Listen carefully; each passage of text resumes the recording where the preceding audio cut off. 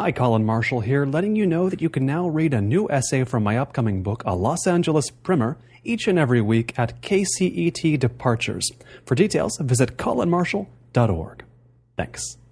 Season 3 of Notebook on Cities and Culture is brought to you by Carl Haley and Daniel Murphy.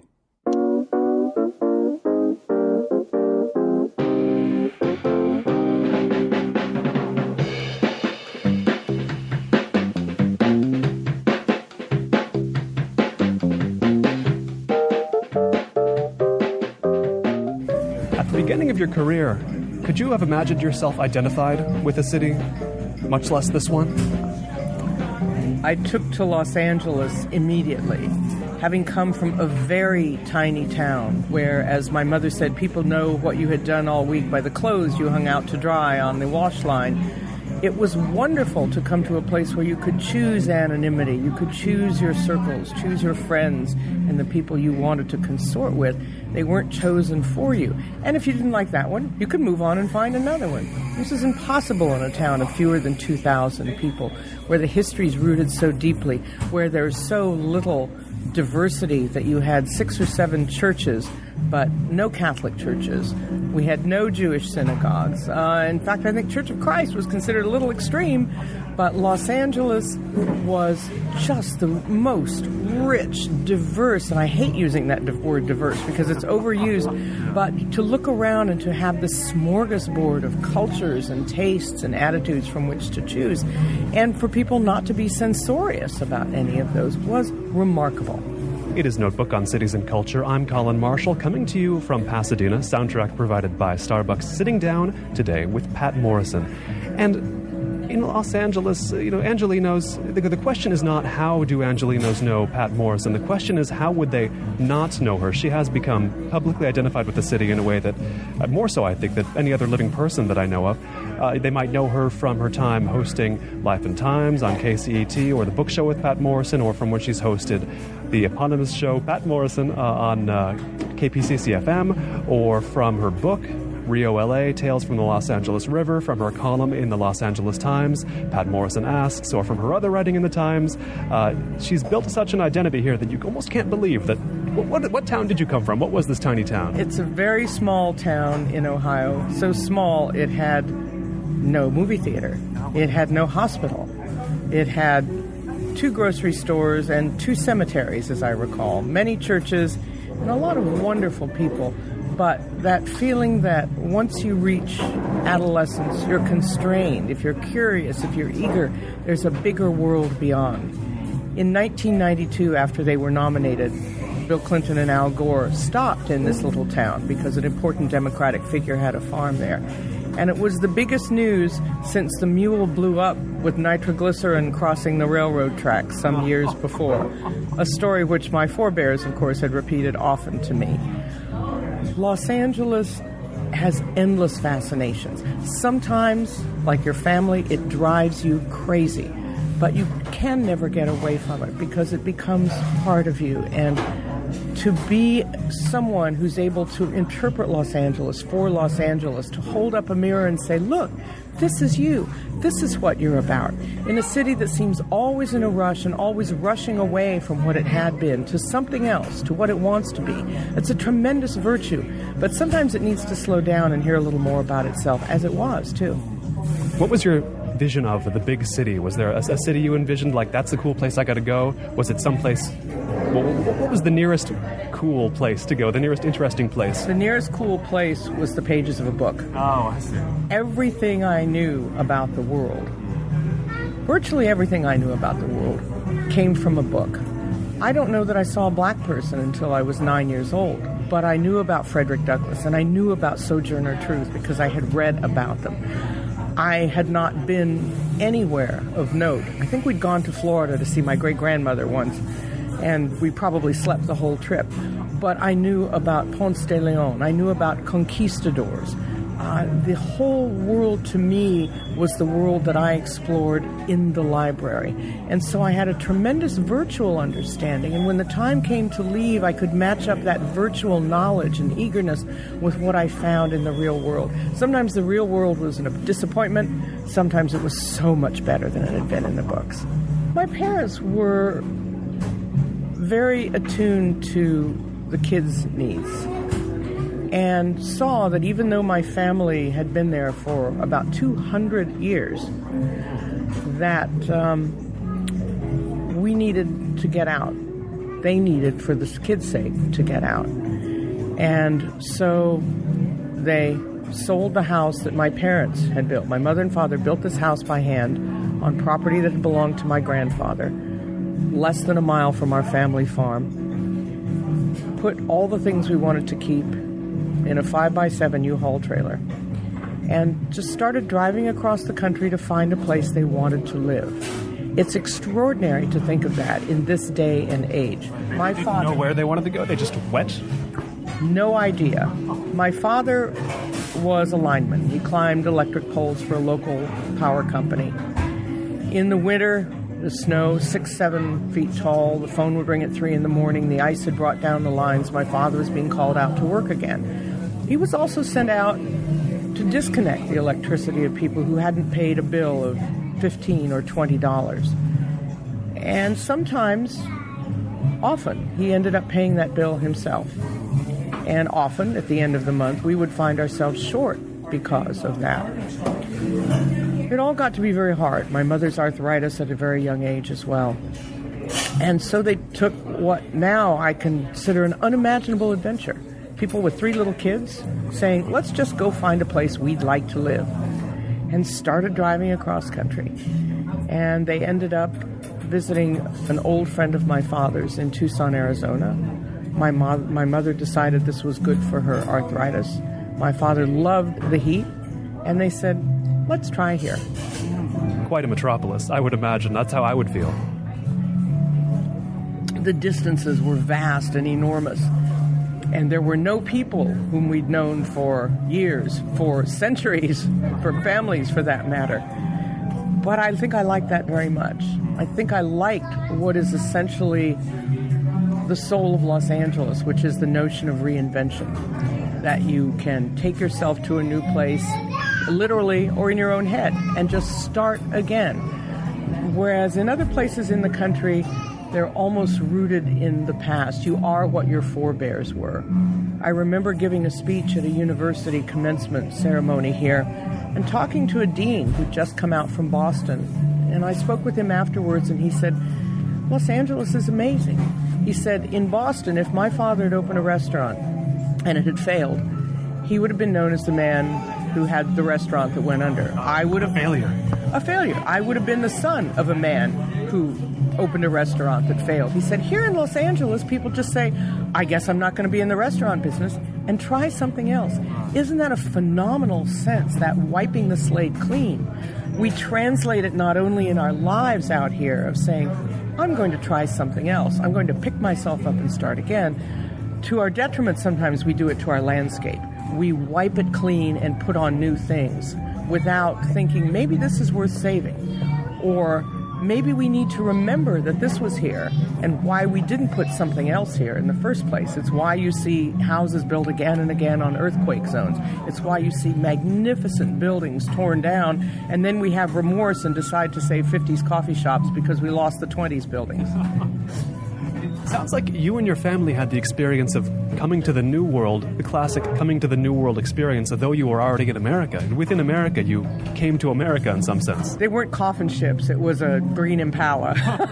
But sometimes, of course, when you're in the backseat with your siblings, it feels just like a bad cross-Atlantic transit. And it did have a sense of adventure, and I can't imagine any family doing that now. My father had a very portable skill, and yet still, someone who would say, I can do this, I have a trade, would be loath to pick up a family and move across. But in hindsight, I see what a generous and loving gesture it was for their children to give them a chance that they may not have had. I'm the first person in my family to go to college, and I attribute that entirely to their ability to encourage me, to not say, well, nobody's ever done that before, and to take us to a place where that was more possible.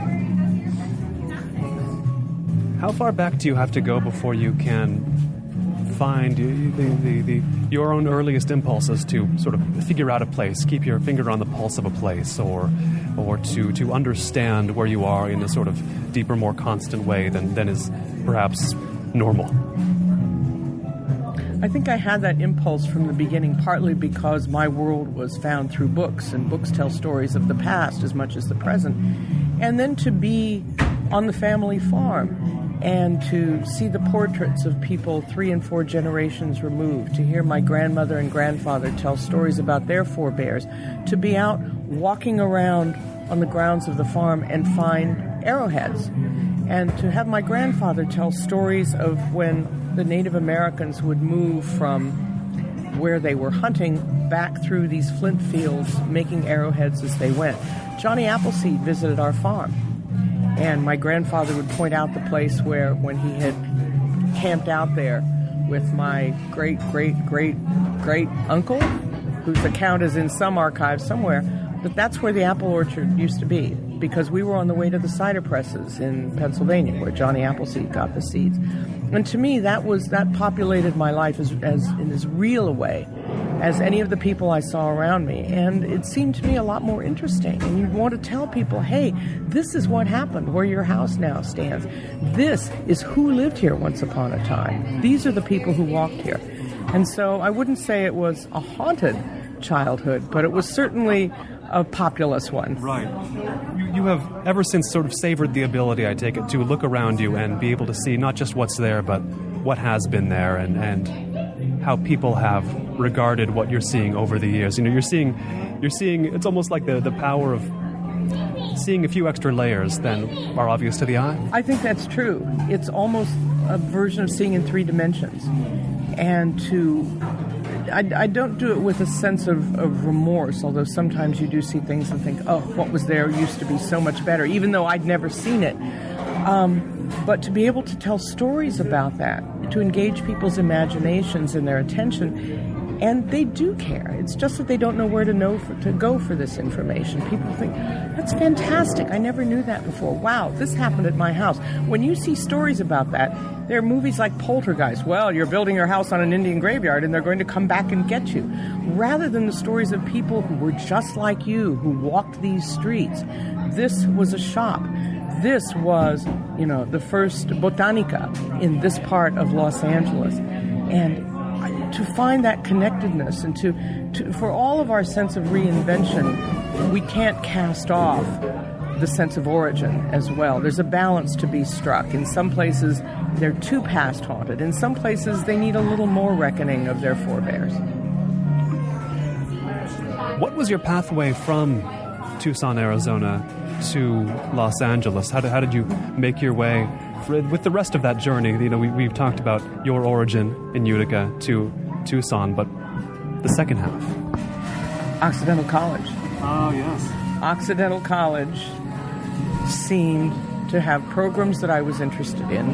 I knew I wanted to be a journalist. I'd known I wanted to be a journalist since I was 8 years old and read a juvenile biography of Nellie Bly, which I still have. And on the cover is this, of course, very idealized drawing of Nellie Bly wearing very fetching leg of mutton sleeves and with a pencil in her hair as a journalist. And I thought that's what I wanted to do. But I didn't want to study journalism because journalism isn't about the history of the linotype machine. Journalism is about being able to talk to all the people you need to interview about their experiences and their stories. So to know something about history and other cultures and other languages, to do those interviews and make them resonate, that's what I wanted to do. And of all the colleges I applied to, got into, Occidental College seemed ideal. Couldn't afford the sweaters if I went back east. Oxy gave me a lovely scholarship and the ability to, a platform, a position of safety in a campus probably about the same size as my small town from which to explore the city and the world. When you got there, what were your impressions of Southern California? Or what jumped out at you as different from where you'd been? Well, of course, the first thing you'd notice is the range of people. The population, which was not at that point in Los Angeles or at Occidental as diverse as it is now. And I thought, where are these people from? What are they here for? They were all here to be educated, but to live on campus, which I think is a very smart thing for undergraduates to do, to be exposed to all of this, to be able to walk even a mile around Eagle Rock and find food tastes and cultural tastes. You'd see a house appointed in one fashion that simply would not have worked in the Midwest of the United States. And think, what's all that about? Even the architecture.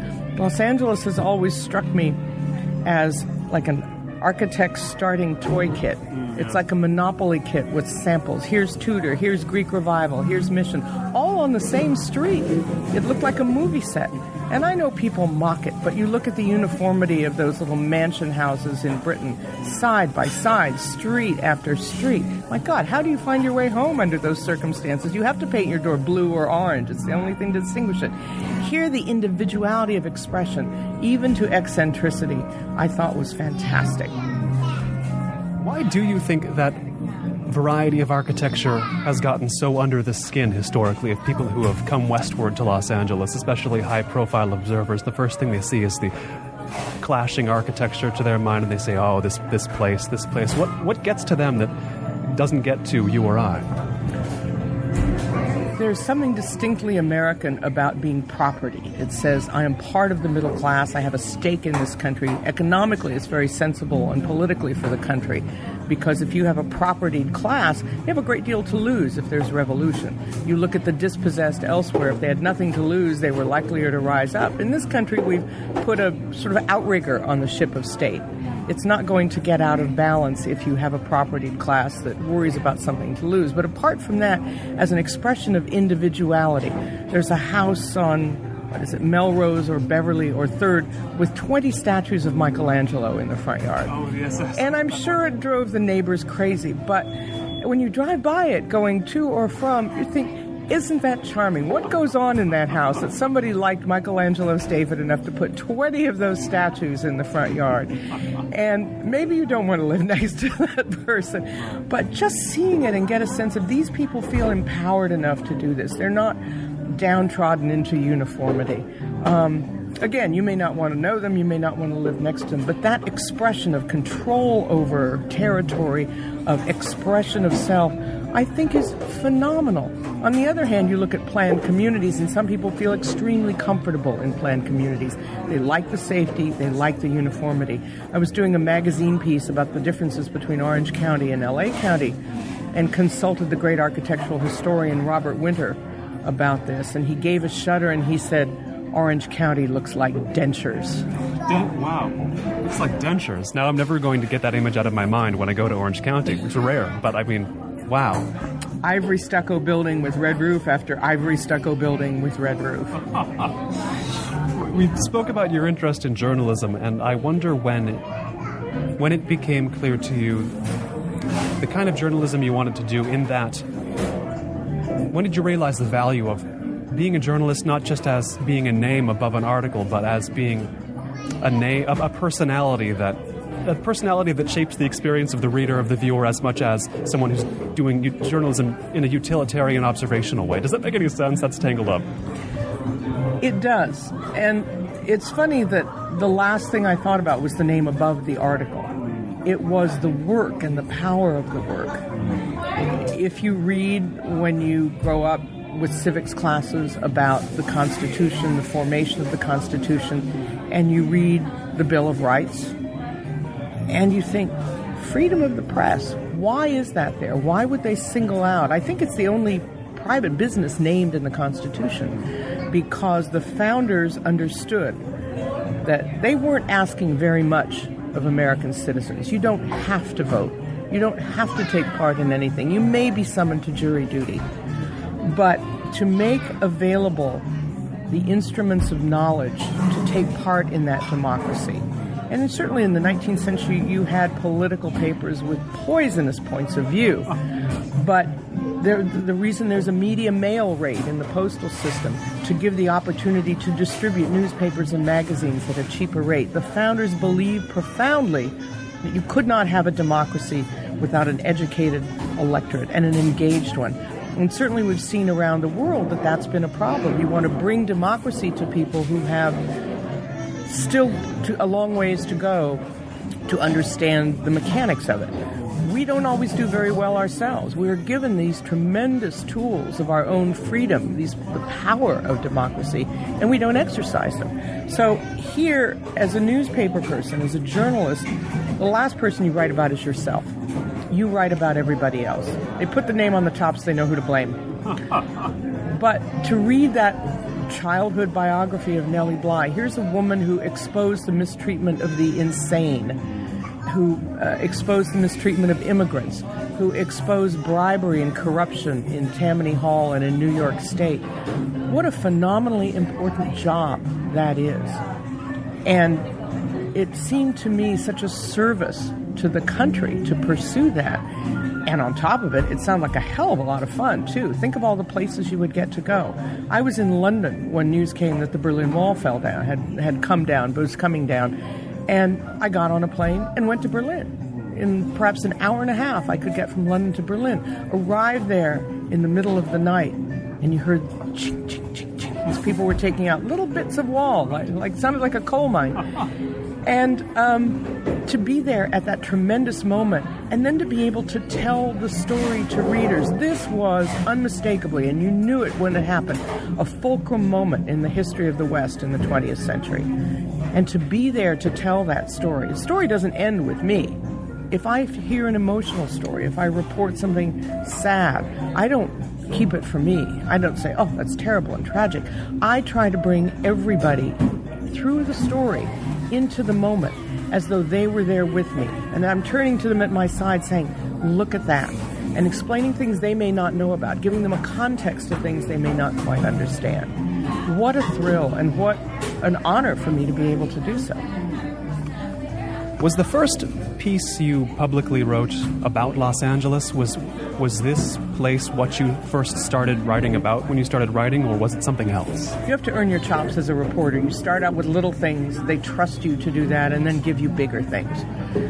People who think, I'm going to come in out of college and be the music critic for the New York Times, I think they're a little delusional. And so you do small things on your way up. I was working at the Times as an intern when I was still, I think I was a sophomore at Oxy. And the first thing I wrote for the paper, we had briefs then, which were 3-sentence items.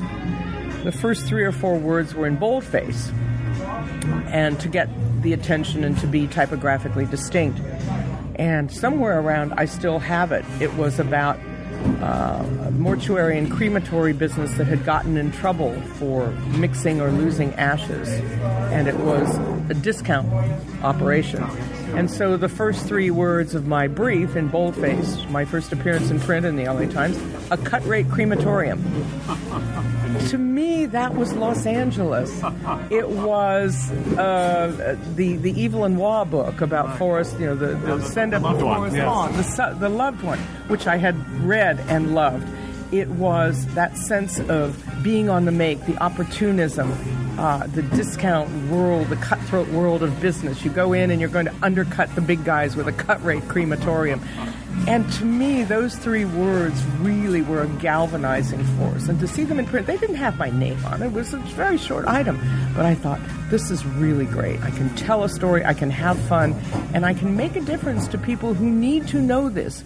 People who are insular, who don't get out to see the world, who may not even go to the other side of town. This is the way I take them by the hand, or sometimes by the front of their shirts if they're reluctant, and say, look at this. You need to know this. This is your neighborhood. This is your world. I mentioned at the top that if people don't know you from newspapers, they know you from a book, or they know you from television, or they know you from radio. How did you come to work across the media? I've been very fortunate that the first opportunity was people coming to me and saying, we're going to do this television program about Los Angeles. How about it? I had always thought that each medium of storytelling serves the same purpose in a different way.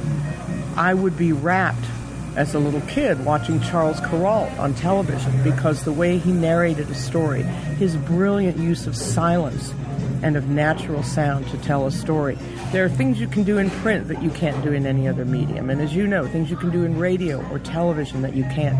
And so to be able to have all those platforms to tell the same story in a different fashion and reach people who might not read it in a newspaper, but who would listen to it on the radio or who would see it on television, I thought was a fantastic opportunity. And I found that I really loved it. Were the advantages of each medium immediately apparent to you? How long did it take to learn whenever you would try out something new, be it television or radio? How long would it take you to get a handle on, oh, this is what I can use to my advantage here? It didn't take too long, I think. It's all about storytelling. And storytelling has existed in other forms for a very long time. You can tell a story by painting on the wall of a cave. You can tell a story around a campfire with your eyes closed, reciting, almost chanting the way you think of Homer telling stories.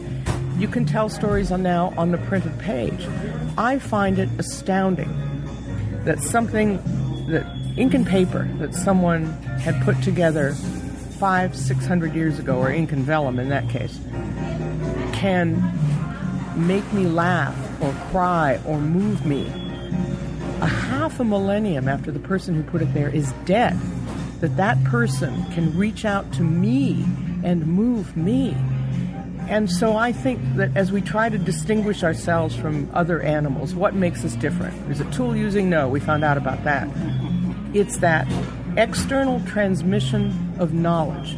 I can leave a note in a bottle, and 100 years later someone may find it, and I become real to that person for that moment. And so it's all about storytelling. Whatever medium you choose, it is about the storytelling. I do find it interesting, though, that every technological means of storytelling that we've created, if you look at CDs or 8-track tapes, nothing has endured like paper. A DVD is half a dozen years it's going to be unplayable. But a piece of paper that has endured for hundreds and hundreds of years can still tell a story. So I'm still a great believer in paper. When you first came to Los Angeles, then, what stories did you look to, from whether they were people long gone or still living, who preserved the stories of Los Angeles on paper? You know, what were you reading when you got here to better understand this place? There are remarkable books about Los Angeles and Southern California. Rainer Banham's book, Architecture of Four Ecologies, an extraordinary book. I would put it in the welcome wagon kit for anybody coming to Los Angeles. Carrie McWilliams, An Island on the Land. John Weaver, who wrote A Populist History of Los Angeles, which I think is something you can just slip in the welcome pack. And even looking at old movies through fresh eyes, now that I lived here, to watch Sunset Boulevard, to watch the noir films and say, I know that place. I have been to that place. I just saw Sunset Boulevard at the Egyptian and had these feelings as well, so you're absolutely right.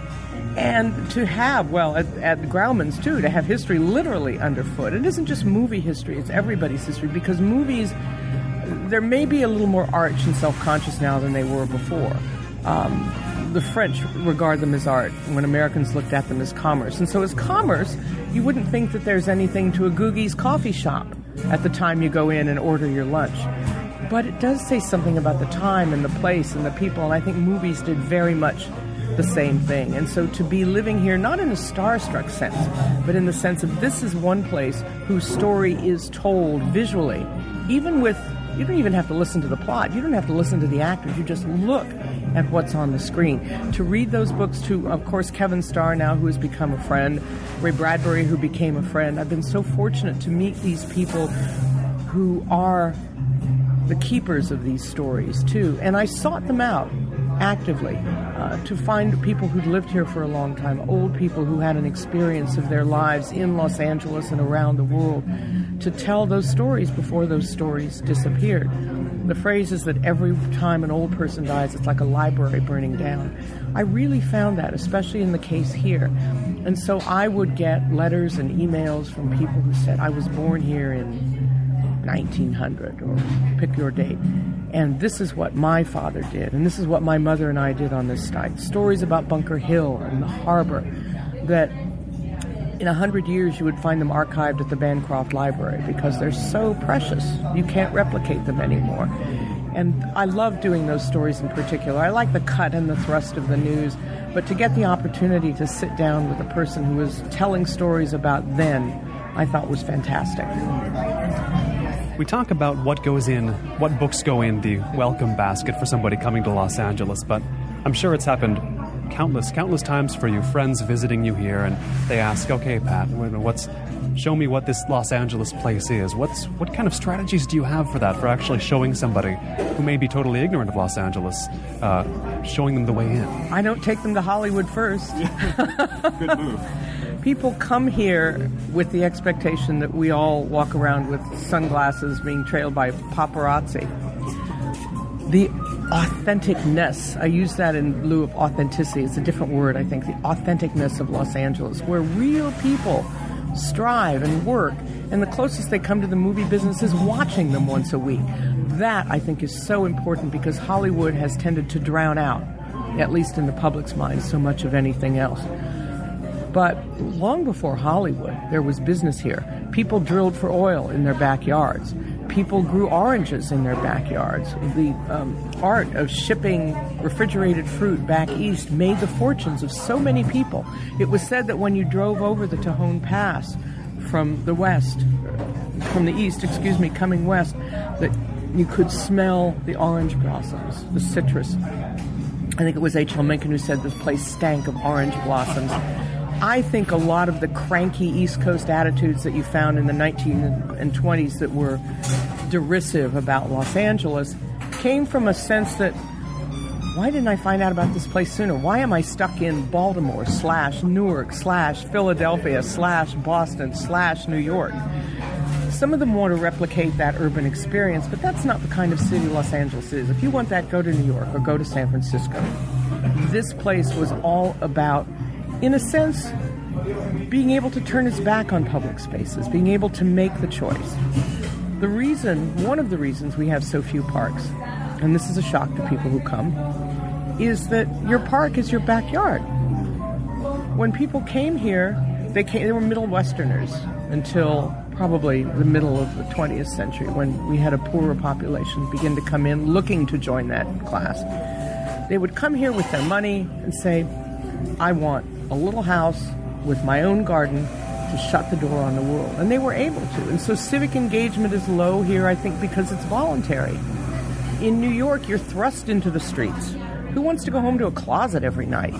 If you go home here, you go home to beautiful trees. Maybe you get a bit of a view. You hear birds singing. You have, if you're lucky, a swimming pool in your garden. Your children can play on a street with other children, a street with trees itself. And so the idea of the public space is a very different one here. And a lot of people are uncomfortable with that because it means you have to force yourself into public life. It isn't forced upon you. And what seems fascinating to me about Los Angeles right now is that the style of life you describe, which has been in Los Angeles for quite a while, and I don't know if I wouldn't call it the New York style of life, but another urban type of living is also happening here. Like we're just getting more possible lifestyles in Los Angeles, none displaced, more added. Does that sound about right to you? You're perfectly right about that. There are more choices now because those areas that offer that New York style of living are safer, are more habitable, are affordable in ways that other places may not be. We may see these places as transitional. If you're in your 20s, this is where you want to live. If you're in your 30s and having kids, you may go looking for that house with the garden. By the time you're 70, you may want to come back into town so you can walk to the grocery store. I did an event at the Festival of Books a few years ago with Pete Hamill, the New York columnist, which was essentially an L.A. versus New York, which is a battle I love to fight. And the audience, of course, was on my side. But at one point, Hamill is waxing eloquent, lovingly about being able to get up in the morning in New York and just take the elevator downstairs and walk, and right there outside the door is the grocery store. And I waited while he was extolling that. And then I said, Pete, in Los Angeles, if you're close enough to walk to the grocery store, it's time to move. That is changing. People like that choice of urban experience, but it is a choice. In New York, you don't really have that choice. Here you can choose, or maybe you're fleeing from that suburban lifestyle and seeking it out. And you may find it suits you down to the ground. You're going to live there the rest of your life. Or you may find, no, I think I want a place where I can play croquet in my own backyard. And so the churn and the flux of this place, I think we've gotten over the idea of endless spread. And I think that the time we spend in our cars has turned us off a little bit to that. And so the opportunities to live differently, to make those choices, I think are wonderful. And sometimes I think with envy of those. Gosh, wouldn't that be fun? I live in Koreatown, and I do, I guess, have that sort of Pete Hamill experience of walking to whatever I need to. But then again, I moved there partially because I studied Spanish and Korean, the languages, so I practice them. And you kind of need to do that in Koreatown. So, and then I think back to an article you wrote on Western Avenue for the Los Angeles Times in, I believe, 1985, and you seemed to predict that in 85, that metamorphosis was happening. It was becoming more usably urban, but also more quote-unquote foreign. So you need a different skill set to live the lifestyle you want to live here in Los Angeles. You have to master certain things to have exactly the life you want here, don't you? It isn't just about the car. It's about language. It's about habituating yourself to say, this is the place I want to live. These are the things that come with it, the things I like and the things I don't like, and adapting yourself to that, and then laying aside your past and laying aside some prejudices, or being willing to have your mind changed about things, as I'm sure has happened to you, as has happened to me. Speaking Spanish means I'm able to eavesdrop, which is a wonderful skill, I'm sure you agree, and to get some insights into things that I might not know otherwise. When I wrote that series about Western Avenue, it was looking about a street that was named Western Avenue because it was then the western boundary of the city of Los Angeles. It goes right up into Griffith Park.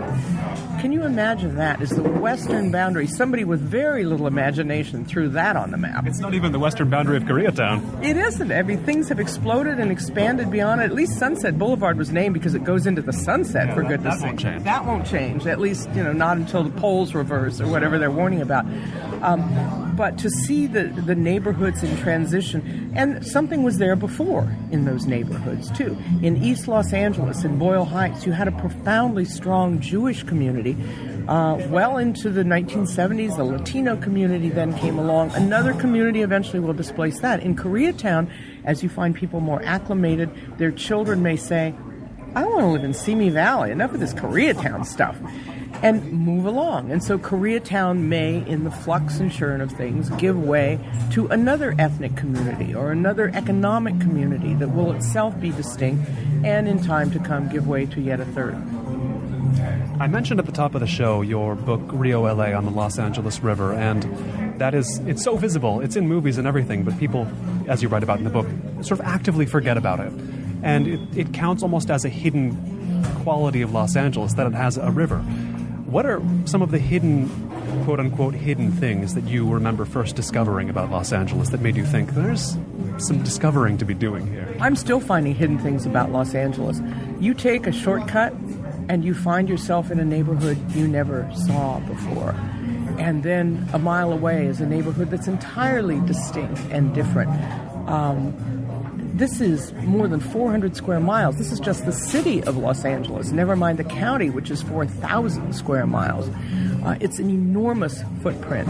And how we try to be part of this larger political entity, but to define ourselves by neighborhoods. You've seen in the 80s these blue city signs popping up all over, labeling this Carthay Circle. This is Thai Town. People want to know that these are the boundaries, that they have some sense of where they are in this fairly amorphous plane of ours. But the sense of discovery of the architecture that I mentioned earlier, the fact that I think there are more Frank Lloyd Wright houses here than anywhere else in the world, that our great architecture tends to be more private than public. You turn a corner from a busy, ugly commercial street, and there is a charming neighborhood out of 1940, literally with picket fences and dogs and children playing in the front gardens. And I think that sense of astonishment, perpetual astonishment, is one of the things that keeps me here. It keeps the place fresh. It keeps people able to stay in Los Angeles. They're always moving around, identifying themselves with new parts of town. I think this is the most extraordinary place. You can know, I think, every square foot of New York, I don't know that anyone can ever know even every square mile of Los Angeles. We spoke off mic beforehand about the ways to keep Los Angeles fresh, as you've mentioned, and I think of it as the ways to keep yourself awake to Los Angeles. One of them is leaving often, traveling often. You travel quite often. What are the parts of the world that refresh you the most to visit? Well, I speak Romance languages. Unfortunately, mostly it's a confinement. I'd like to start in on Japanese one of these days. But it's pretty fun. You should do. I recommend. Oh, good. Well, I have a Japanese friend I hope will help me out. But to go places where the language is familiar, but some of the standards and values and practices are not. But mostly to hear how other countries regard us. I think that's the most enlightening part for traveling. Sure, you can learn a lot of things and see, oh, here's different food, or, gosh, isn't it funny what movies they watch, and how odd that this is how they park their cars or drive. But if you have the opportunity to hear how other people regard you and the questions that are asked of Americans, I think have told me as much about my country and its personality than my own explorations. We are, fewer than 20% of Americans, maybe 20% now, have passports. And the reason the number's even that high is because we now require passports for travel to Canada and to Mexico. To our excuse, we have two big oceans. We're an enormous continent you can spend your whole life looking at anyway. An English-speaking neighbor to the south, friendly Spanish-speaking neighbor to the north, friendly Spanish-speaking neighbor to the south. We don't have to leave the United States. And it takes a great effort for other people to get here. That having been said, we're such a significant country internationally. It almost behooves us to go take a look, because our learning of foreign countries has so often been confined to the geography of war in the past.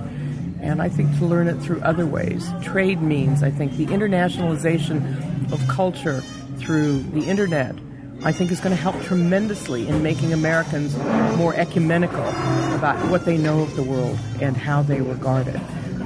It isn't anything now to bring home a souvenir of Italy or currency from Sweden or a teapot from Japan. You can get that stuff on eBay. Yes. What you can't get is the sense of, we do have a distinct personality. If you only meet Americans, you don't know that. If you go abroad, you think every culture has a personality. Every nationality has its own sensibility. And to me, that's one of the most valuable parts about traveling. What's something you've learned about America, or more specifically about Los Angeles, from hearing people from other countries talk about them, make observations about where we are from? There are many Europeans who will visit New York. But when they come west, there's almost a disruption in their spatial sensibilities. You cannot understand how big the West is until you see it, until you know that you drive mile after mile after mile for hours at a time, and you're still in the state of California. If you travel those distances in Europe, you'd be from Paris to Moscow. Right. Just ask Napoleon, if only had a Renault. And so the distances and how they shape our attitudes toward our sense of self-reliance, at least our perception of our sense of self-reliance, and how our relationship with government, our relationship with one another. I think those are profound issues that people who come here from elsewhere really, really struggle to deal with. And then, of course, there's the one I mentioned earlier, that Hollywood isn't just the movies. Hollywood is such a small part of Los Angeles, and that there's so much more to it. I was stopped on Hollywood Boulevard last year, not far from Raymond Chandler's old office building, by an Italian man with a map in his hand, and who wanted to know what was the best way to walk to Universal City. Oh my. And I said, non ne posso. You can't do it. But the subway goes there, so hey. The subway, and I said, but he said, well, look at the map, it's so close. And I said, this, and I tried to approximate, this is the distance from Pisa to Rome, and it basically got him to San Bernardino if he had been doing the same. And I'm sure those numbers are wrong. But the immensity of it and how it shaped our character, I think, is the hardest thing for a lot of people to get their minds around, which is why I think you have, and rightly so, communities like Koreatown or Thai Town, because you need to be familiar with the landscape, with people you're conversant with, people you know, before you can undertake the exploration of the larger city. I think of the, say, Englishmen who visit and they'll talk about their plans to cross America, drive across America in 3 days. I'm like, oh, well, you may not want to hear this, but yeah. But they learn, if they just experience the sense of space in America, everybody's quick to learn once they firsthand experience it. And I want to know, when you're visiting Europe, when you're experiencing the cities there firsthand, I mean, which of them do you engage with the most? What places in Europe do you, I guess, feel the most fascinatingly different to you, make you want to return to them? You want a sense of familiarity with the place. If you can go to Paris and say, okay, I know where to turn to get to the restaurant that I like, that I want to go to, or I'm going back to a shop, which of course will be there because it's already been there for 300 years. You don't have to worry. But also to put yourself in unfamiliar situations and to go out into the countryside, or the happenstance of, God forbid, having your car break down, or you don't have enough money and you have to find the ATM and you're trying to tell the proprietor of the restaurant, really, here's my watch, I'll be right back, I swear. The awkwardness of that. Being in Berlin when the wall came down, not speaking German, and then saying, I'm going to go to East Berlin. And the sense that it gave you, just as that culture was in transition, to pushing yourself just a little bit further than your comfort zone and trying something different and putting yourself out of pocket. I don't mean putting yourself physically at risk again, but just saying, what does it tell me about these people, how they react to me? It sounds a little clinical, and I don't mean it to sound that way. Maybe it's more in a sense of adventure without being the obnoxious person out there in the pith helmet with the notebook. Yes. I think anybody familiar with your public persona would not be surprised to hear you mention Paris, because Paris is a style capital, and you're known for the attention you pay to your own style, to clothes. And, I'm taking this show to London next season for the same reason. It's that London is a style capital. Except Paris for women's wear, London for men's wear.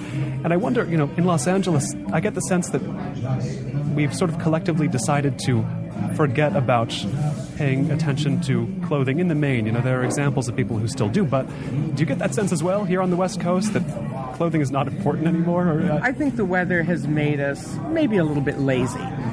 It's distressing to me that we don't have any sense of the specialness of the occasion any longer. I know it's in Vegas, but you imagine people get dressed in juicy couture, or who get married in juicy couture sweats. You think, really? Is this the wedding picture you want to look back on where it says juicy on your ass? Maybe so. It's not going to last, don't worry. But I like the idea that there's a sense of occasion, that, here's how you dress when you're at work, here's how you dress when you're at home, here's how you dress when you go out for an evening. And so I like to make those occasions in my life. And we're well known for casual wear. We've made our mark in casual wear. But I'd like to see Los Angeles, especially when it's so beautiful all the time. The whole city could be a runway if people chose. And I asked Tim Gunn of Project Runway about this once, and he said it is kind of lamentable because you want to see what Los Angeles has got. You want to see L.A. strut its stuff out there. And I said, well, what if its stuff is velour tracksuits? And he rolled his eyes on that one. The last thing you're in charge of when you leave the house is how you look. And your sense of expression and control. People react to you often by how you're dressed. Maybe it's not fair. We talk about first impressions and bad judgments, but this is what humans do. We assess the circumstances. And so you show up in a way professionally because it's not about you. It's about the people you're talking to them. You do the honor to them of dressing to their significance for the moment. If I were to be dressed in a hoodie and jeans and be sent to cover the funeral of a former mayor, I would feel terrible. I would give someone else the assignment. I'd be sliding down in the pew, hoping nobody was going to see me. And so professionally, I think you owe people the gravitas. There's the sense of counter-dressing here that, well, I must be really important because I dress like crap. That does kind of bother me.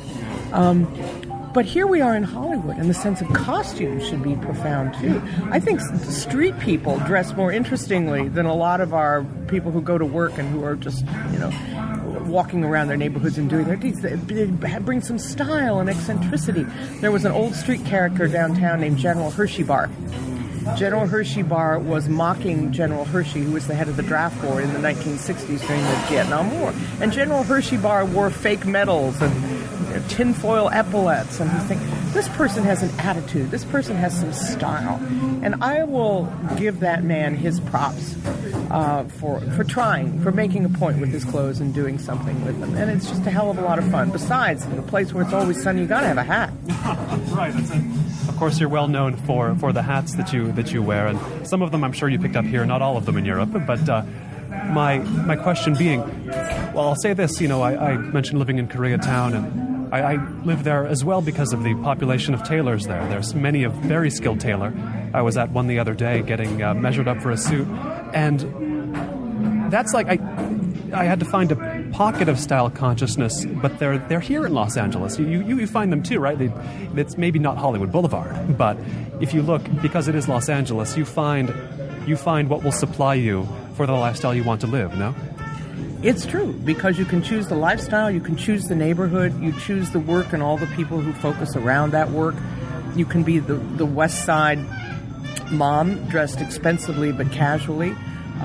You can be the laborer who works in sweats all day and who wants to put on really nice clothes on the weekend when he or she goes out, all of which is perfectly laudable. But you do find that niche, and I'm hoping that as I see younger people saying, we're going to a club, we're going to dress up a little bit, that they change some of that. What irks me so much is seeing a young woman who's taken so much trouble to look nice and a guy who shows up in flip-flops and a T-shirt. I would shut the door and go right back in the house. Come back when you're wearing something. That really is irksome, that mismatch like that. I mean, I'm not crazy about this part of Los Angeles, but there's something quintessentially Los Angeles in a pair of $500 sweatpants and $100 flip-flops, no? Just the idea of $100 flip-flops. My Midwestern soul can't get around that. It's royal. Okay, it's got rhinestones, but still, it's flip-flops. Right. And do I really want to see your feet in that condition? It's true, but the sense of there are rich people versions of poor people things in Los Angeles, more so than anywhere else. Is that an observation you've made, or am I kind of going too far? No, with clothes, I think Los Angeles has become very demotic. You don't see that so much in New York. In Paris, I think everybody tries to dress up to a certain level. Here in Los Angeles, I think we dress down to a certain level. Maybe they don't want to call attention to themselves, but, dude, that Rolex, people are paying attention to that. And so there's a sense of the demotic, or that I'm so rich I don't have to mess with this stuff. I don't even have to worry my head about it, because if you're anybody, you know who I am anyway. And you know that in my soul I wear a suit, but on my body I don't have to bother. What parts of Los Angeles, and I don't mean this just geographically, but what parts are drawing your attention right now? What elements of Los Angeles, what aspects do you find yourself thinking about now more than you have before? Oh, there are several. I think the Valley has come to terms with the fact that it's not seceding, and that it's not simply a bedroom community as it has been since the 1940s of big and little farms and big and little subdivisions. I think the Valley has a strong sense of itself. I think the East Side, and I'm helping the East Side to fight a battle, because all the hipsters in Silver Lake and Los Feliz insist on saying, we're the East Side. Oh. You're only the East Side as compared to the West Side, which refuses to cross La Cienega. Right. Now, I should clear this up, because it's a little different for everybody where you consider the boundaries to be. No, it's not. It's clear and fast. Okay. It is hard and fast. I should say people are confused about it then. Let's say that.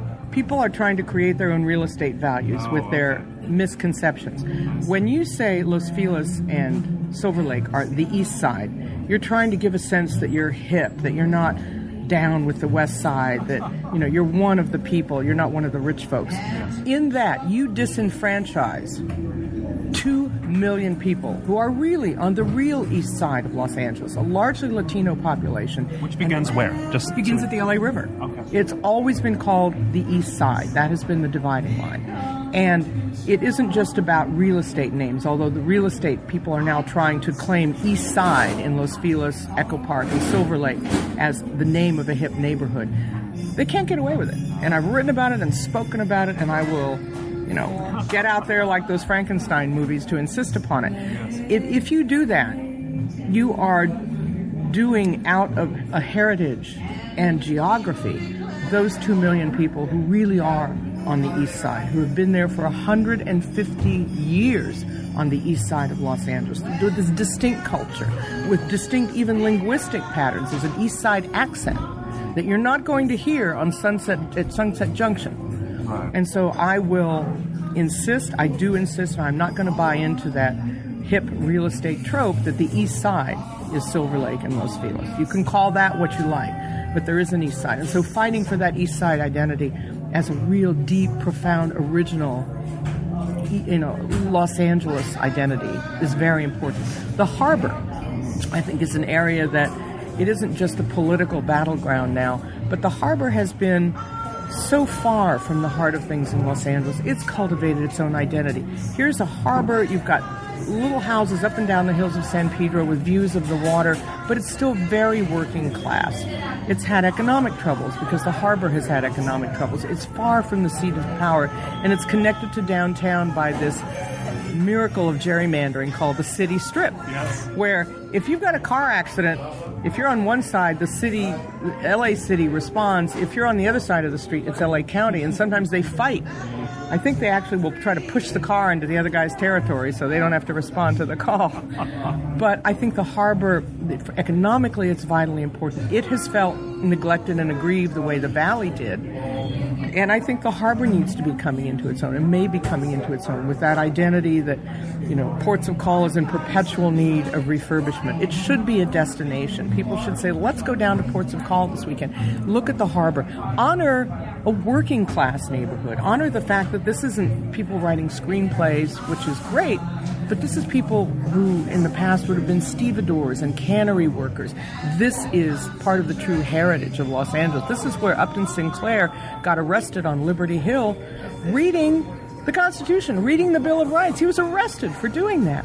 That is part of our phenomenal history, too. And so I think knowing more about the ports and how that became vital, even the battle between Huntington and the Chandlers over where that was going to go. Was it going to be Santa Monica or was it going to be the harbor? Thank goodness it wasn't Santa Monica. We have the beaches of Santa Monica. Now we have the harbor where it is, the beaches where they are, and they both do splendidly. Let's say someone hears this conversation and, wouldn't surprise me, says, I want to go to Los Angeles, if they're not already here. What's one thing you think they should know? Not even the most important thing, but somebody who's going to pay a visit to Los Angeles. What should they keep in mind? That what you think of as Hollywood is as much metaphorical as a literal place. That Hollywood is an important part of who we are, but it's not the only part. That you owe it to yourself after you see the first 4 or 5 places on the tourist checklist to look somewhere else. Go to the Watts Towers. I once took a New York editor who said, I want to see the ghetto, I want to see the slums. I took her to South L.A. and we drove up and down the streets. And she said, no, I want to go to the ghetto. And she saw little pink and brown and yellow stucco houses. And that didn't look like a ghetto to her. But I said, look, there are bars on the windows.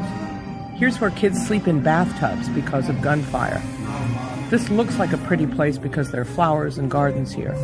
But it can be a dangerous place, and it's something that is a harrowing thing for Los Angeles. In the midst of them, the Watts Towers, this extraordinary, not built on an architectural commission to a major architect by a major funding institution, not a corporate center, but a man who cobbled this together himself over years with concrete and wire and bits and pieces of glass and bottles. What an extraordinary thing. Yes, we're having to spend a lot of money to fix it, but it embodies in a way the spirit of Los Angeles. It may violate every last code you may find in the book. If he tried it today, he'd probably be thrown in jail. But what a spirit it says. So to see places like that, to realize that you can drive out 50 miles, you're going to be in Chino, in dairy country, to drive down to Rancho Palos Verdes, to Portuguese Bend, where you have the most extraordinary nature preserves. Don't just go to the usual places. Drive a little ways up into Angeles National Forest and see how close we are, this urban wildlife interface that we hear so much about, and how it's a gift to Los Angeles, but at the same time it has some perils. Here we are living in fire zones. All of these things make this place so distinct. You don't see this in settled and quote-unquote civilized places that have been cities for 1,000 years. This place is in flux socially, culturally, demographically, and literally under our feet. The ground shifts all the time. I think earthquakes are a perfect metaphor for the city of Los Angeles itself. I've been speaking here in Pasadena with Patt Morrison, journalist of print, television, journalist of journalist of print as in books as well, with Rio L.A. Tales from the Los Angeles River, journalist of radio of so many forms. If you live here, you know her already, and if you're coming here, which I assume you are, you will get to know her. Pat, thanks so much. All good Americans eventually come to Los Angeles one day. They may not stay, but it will stay with them. This has been Notebook on Cities and Culture. I've been Colin Marshall. You can keep up with the cultural creators, urbanists, and observers of the international scene at colinmarshall.org. Thanks. And special thanks to everybody who backed Season 3 on Kickstarter, including Paige Calvert, Jonathan Crow, Douglas Dollars, Paul Doyle, John French, Eric Graham, Will Graham, Umberto Grant, Kimberly Hahn, Carl Haley, Stefan Halperin, Matt Howie, Andrew Hovenick, Mark Hines, Andy Cooney, Mark Larson, Matthew Lickey, Mr. Munvirzi, Rob Montz, Lindsay Muniak, Daniel Murphy, Aidan Millman, Patrick O'Flaherty, Danny Olson, Michael O'Regan, Blake Riley, Rob Schultz, Cam Smith, Small Demons, Todd Shimoda, Kevin Smokler, Thomas Unterberger, Matt Warren, and Wayne Wright.